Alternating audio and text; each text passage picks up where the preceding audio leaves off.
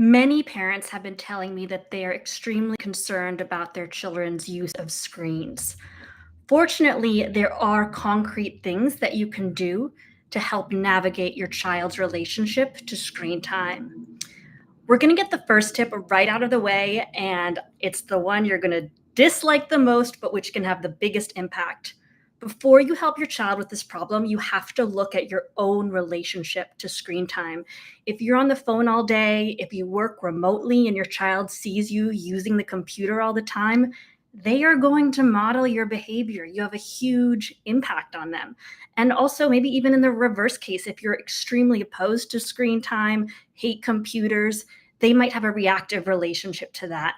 So I know you don't like this advice, but if you want to have any chance of changing your child's behavior, you need to take a look at your own behavior yourself. There's a great book called Indistractable by Nir Eyal, which has fantastic tips on this, or you might already know what you need to do. Second tip, involve your child in this process.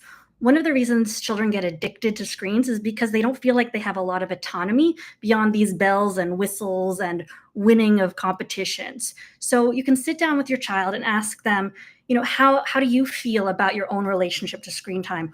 What do you think is a reasonable amount of time per day to play video games? And hopefully, if your child is reasonable and you maybe even talk about your specific concerns and research you found on screen overuse, they can come up with you an amount of time per day that seems reasonable. Maybe that's 30 minutes, an hour. And then I also recommend that you let them choose the tool to monitor the screen time. Maybe it's an egg timer, maybe it's perhaps some other type of bell, maybe they have an extension on their Chrome browser that limits their screen time, but let them choose the way to monitor the screen time. So, again, in Nir Eyal's framework, I want to talk about three things that you can add instead of take away from children, because it's really important that you add before you remove screen time. So, the first thing that you can add is more friends. Does your child have social relationships, social activities? Unfortunately, in school, if they do go to school, there's not a lot of real free social time where they get to interact.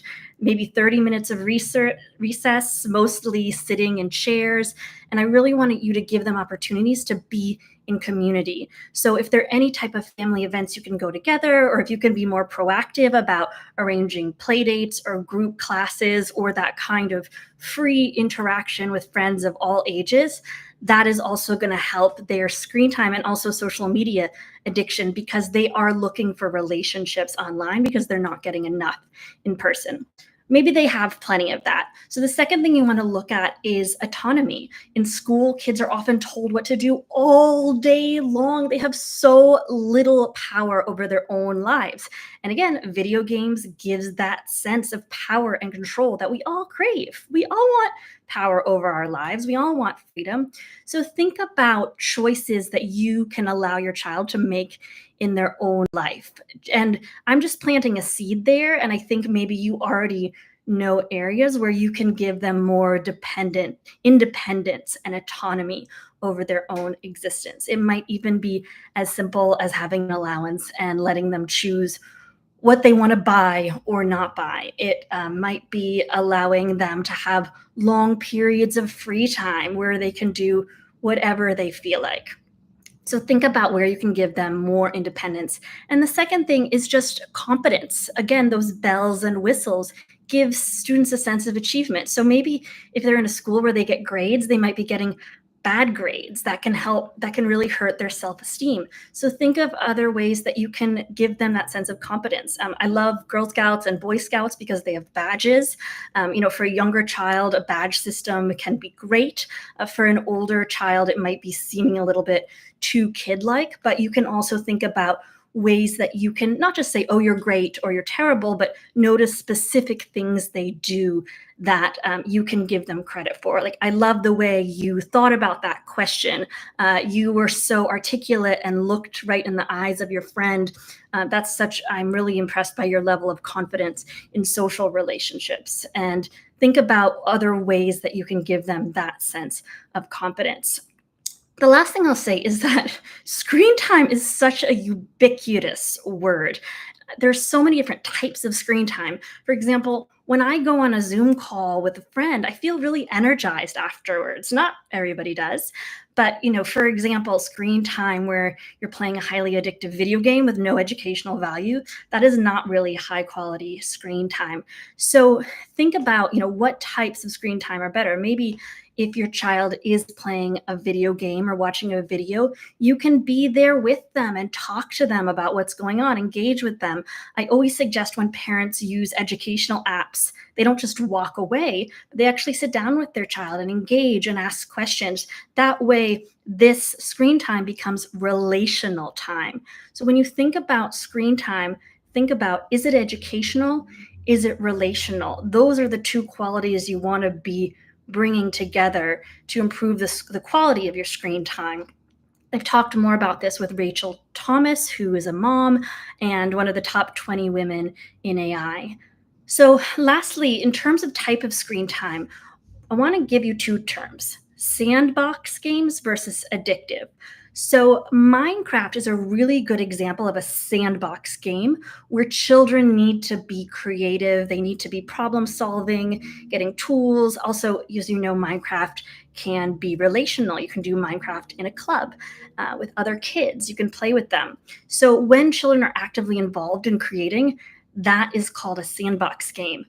An addictive game is something much more like Fortnite, where there are these bells and whistles. There's actually mechanisms that are designed to get kids addicted to the game. So it's really like drinking alcohol or doing drugs, that they have noted what types of mechanisms, what types of bells and reinforcement makes someone addicted. And those are the types of games you really want to avoid. And you can talk to your children about these games and the type of effect that they have on their brain and encourage them to do their own research, because it's always much more powerful when we come to our own conclusions.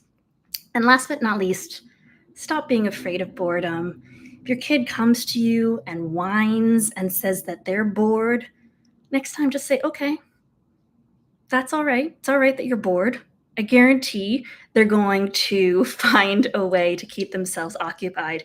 Boredom encourages autonomy, resilience, creativity. It's absolutely fundamental to raising a well educated child.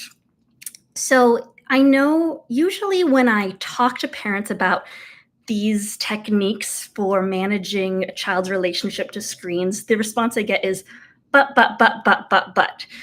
So before you say, but that won't work with my child, I would just encourage you to give it a try. If there's anything here that I haven't mentioned where you can say, I haven't really tried that, just try it and see if it makes even a small impact. You might really be surprised.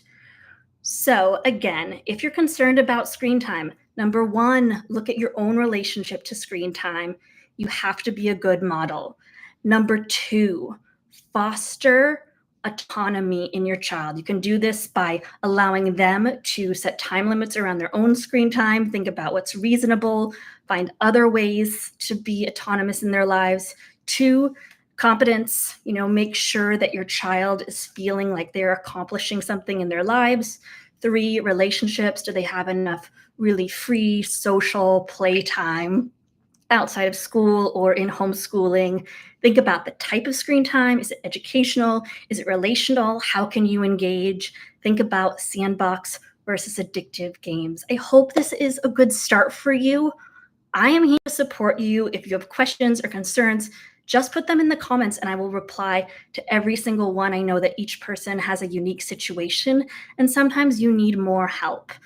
Most of these ideas are from Nir Eyal, who wrote Indistractable and has a great section for kids, and Rachel Thomas. And we did an extensive interview where we talked about mathematics and educational relational screen time. I wish you luck, and I can't wait to hear your thoughts and your questions.